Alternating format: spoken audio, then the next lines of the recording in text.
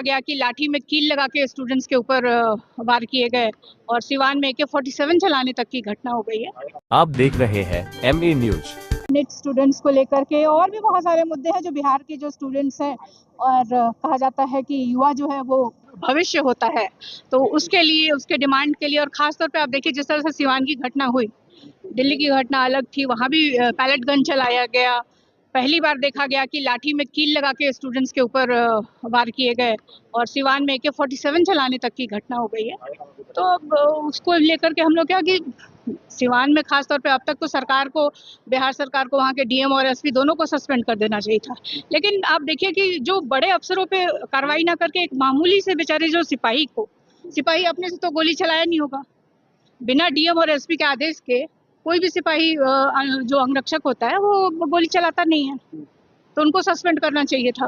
लेकिन supreme court Bihar सरकार गई है, उस हलफनामे में दिया गया है कि हवाई फायरिंग हुई है, किसी छात्रों पर नहीं की गई है।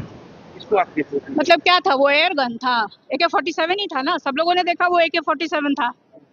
मतलब खुशी में पुलिस हवाई फायरिंग कर रही थी, और जो अगर फायरिंग किसी तरह की भी जो फायरिंग होती है तो इतनी ज्यादा भीड़ थी वहाँ पे, और उससे ये कहीं भी किसी बच्चे को भी लग सकता था। तो अब तो सरकार, आप देखिए बिहार में सरकार है जिसको जनता से कोई लेना देना नहीं है। बिहार में जो डस्टबिन घोटाला हुआ है, जहाँ 500 का डस्टबिन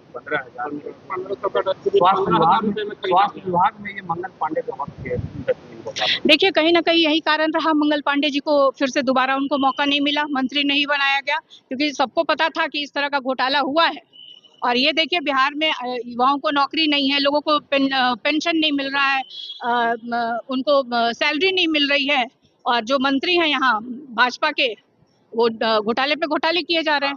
मांग कर प्रोटेस्ट कर रहे थे झारखंड में, सरकार उनकी बातों को सुनी है।